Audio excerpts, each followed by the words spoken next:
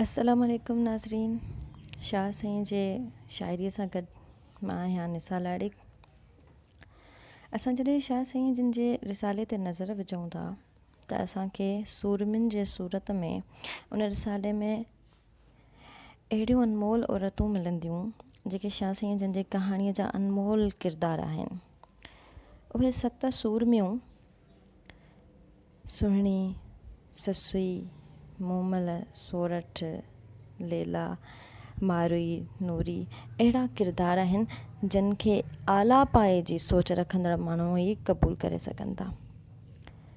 शाह साईं न सिर्फ़ु शाइर, फ़िलासफ़र बल्कि हिकु अज़ीम रहबर आहिनि। तॾहिं शाह साहब जॾहिं दुआ घुरनि था त उहे फ़क़ति सिंध जे लाइ दुआ नथा घुरनि, बल्कि उहे चवनि था दोस्त मिठा दिलदार आलम सब आबाद करी। यानी हू सिर्फ़ु सिंध जे लाइ दुआ नथा घुरनि बल्कि पूरी काइनात जे लाइ दुआ घुरी रहिया आहिनि, सॼे आलम जे लाइ दुआ घुरी रहिया आहिनि। छो जो हू महदूद न आहिनि, हू लामहदूद आहिनि। ज़मानो मकान जी क़ैद में न आहिनि, हुदूद क़यूद उन्हनि वटि न आहे। हिननि औरत खे मर्द खां बहितर करे पेश कयो आहे। न सिर्फ़ु बहितर पेश कयो आहे बल्कि औरत जी इज़त करणु सेखारी आहे। सुहिणीअ जे किरदार खे बहितर करे पेश कयो आहे। भिटाई साईं जिन इहो साबित कयो आहे त सिंध में सुहिणीअ जहिड़ी औरत, पाक औरत, सिंध में उनखे इज़त ॾिनी वई। उनखे कारी करणु सिंध जी सकाफ़त न आहे, बल्कि कुझु ग़लति माण्हुनि अची सिंध में इहा ग़लति रस्म पैदा कई। उन सां गॾोगॾु शाह साईं जिन औरत जे हौसले ऐं हिमत खे जीअं पेश कयो आहे उहो हिन शेर में वाज़े आहे। घिड़ी घड़ो हथ करे ॿहूं निहारे बंग, घिड़ी घड़ो हथ करे ॿहूं निहारे बंग, व इमामन ख़ाफ़ मक़ाम रब्बहू ए लंघाइन लंघ, व इमामन ख़ाफ़ मक़ाम रब्बही ए लंघाइन लंघ, सिकंदे खे सैयद चवे कीन झलींदो झंग, सिकंदे खे सैयद चवे कीन झलींदो झंग, रात जिनी जो रंग अला से उकारियं। जंहिंजे दिलि में रब जो ख़ौफ़ आहे उनखे कंहिंजो बि ख़ौफ़ न आहे। सुहिणीअ खे बि कंहिंजो बि ख़ौफ़ न हुयो, तॾहिं उन अड़ांगे लक खां लंघे वई। सिक वारे खे झंग जो ख़ौफ़ न झलींदो, जंहिंजी मौज जी महल रात आहे शल उहे पार उकारी। शाह साहब छा त ख़ूबसूरतीअ सां सुहिणीअ जे इश्क खे पेश कयो आहे, ऐं ख़ासि करे शाह साहब उन्हनि जो हौसलो ऐं हिमत जेको ॿुधाई आहे सुहिणीअ जी, ऐं वरी जॾहिं घड़ो भॼी थो पवे त पोइ बि शाह साहब उन्हनि खे हौसलो थो ॾियारे। ऐं शाह साहब फरमाइनि था घड़ो भॻो त घोरियो आसर मलाहिज, घड़ो भॻो त घोरियो आसर मलाहिज, ला तकनतू मिन रहमतुल्लाह तुरही इन तरीज, ला तकनतू मिन रहमतुल्लाह तुरही इन तरीज, हबीबाणे हेज पसी मुंह में हार जो, हबीबाणी हेज पसी मुंह में हार जो। दिलि भॼे त बि अलाह में आसरो आहे, उमीद रख ला तकनतू मिन रहमतुल्लाह, हरगिज़ अलाह जी रहमत खां ना उमीद न थी, उन ई उमीद ते तरीज। उन हबीबाणी हेज साईं मुशाहिदो माणींदीअ। छा त सुहिणे तरीक़े सां शाह साहब जिन सुहिणीअ खे उमीद ॾियाराई आहे। वरी फरमाइनि था तोॾे तोड़ाई नींहं नवाज़े सुहिणी, तोॾे तोड़ाइन नींहं नवाज़े सुहिणी, ॻिचीअ हार हबीब जो लाइक़ु लधाई, ॻिचीअ हार हबीब जो लाइक़ु लधाई, सोतड़ सोठाई जेॾां आलिम आसरो। सुहिणी असुल खां नींहं जी नवाज़ियल हुई। हुन नेठि प्रीतम जो ठाहूको हार हथ कयो, उहो तड़ ॻोल्हे लधाई जिते सारे जग जो आधार यानी संदसि महबूब हो। शाह साहिब जिन सुहिणीअ जे सुर में जेको नज़रियो पेश कयो आहे, हिकु त इश्क़ हक़ीक़ीअ ॾांहुं हुननि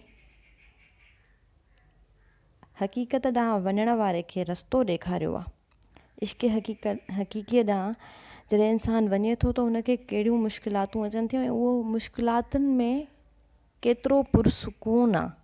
उहे मुश्किलात बि उनखे मुश्किल नथियूं लॻनि, बल्कि हू उन्हनि मुश्किल घड़ियुनि खे बि सुकून वारी हालत में उन्हनि खे फेस करे थो।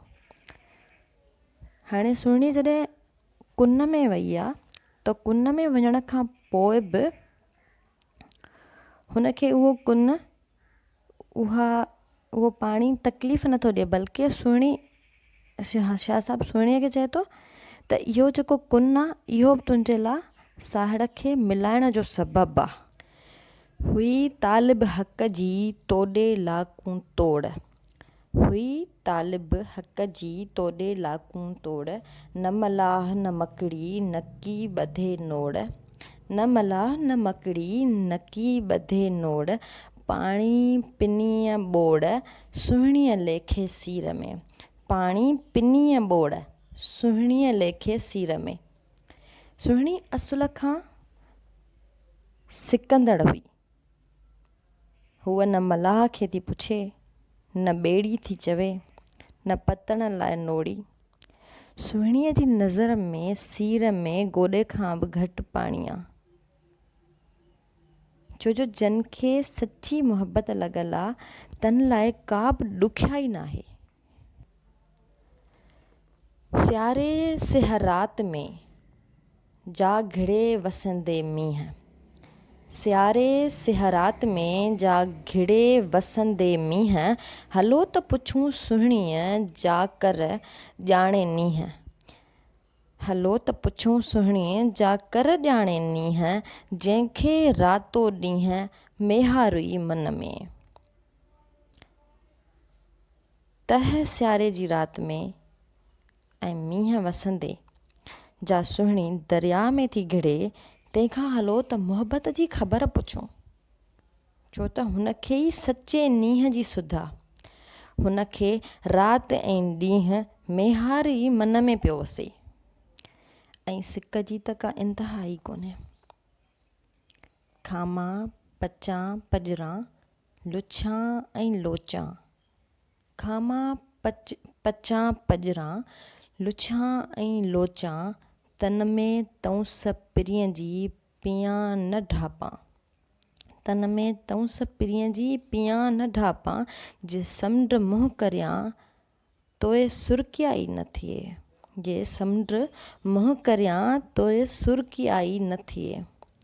यानी खामा सड़ां पजरां ऐं फथकां पई ऐं पिरीअ खे ॾोरियां बि पई, अंदर में पिरीअ जे सिक जी एतिरी उसाट अथमि जो पीअण सां बि प्यास नथी बुझे। जे सारो समुंड खणी वात में उतियां त मूं लाइ जेकर हिकु ढुक बि की न थिए, छो त सिक जी का इंतिहा ई न आहे। दाइम जा दरिया में सा मच्छी किनी कोह, दाइम जा दरिया में सा मच्छी किनी कोह, आहिस ई अंदोह पाणी किथे त पियां, आहिस ई अंदोह पाणी किथे त पियां। मच्छी जेका हमेशह दरिया में आहे, सा छो बदबू वारी हूंदी आहे, उनखे फ़िकिर आहे त किथे न किथे मूंखे पाणी मिले। इंसान बि इन वांगुरु आहे, हर हंधि हक़ीक़त खे ॾिसी बि नथो सुञाणे, भटकंदो वते थो, हक़ीक़त जे अंदरि आहे, हक़ीक़त जे दरमियान में आहे, लेकिन हक़ीक़त खे सुञाणे नथो। बिल्कुलु ईअं शाह साहिबु मिसाल था ॾियनि मच्छीअ वारो, त मच्छी पाणीअ में हूंदे बि पाणीअ खे ॻोल्हींदी आहे। अहिड़ी तरह इंसानु हक़ीक़त में ई आहे, लेकिन उनजे बावजूदि हू हक़ीक़त खे ई ॻोल्हे रहियो आहे। अगरि हू गौर करे त हू ॾिसंदो त हक़ीक़त जे अंदरि ई आहियां मां। ऐं आख़िर में सुरसुणीअ जो ई मुंहिंजो पसंदीदा शेर, जेतो ही बेतभायां से आयतूं आहिनि, जेतो ही बेतभायां से आयतूं आहिनि, नियो मन लाइन प्रिया संदे पार ॾे।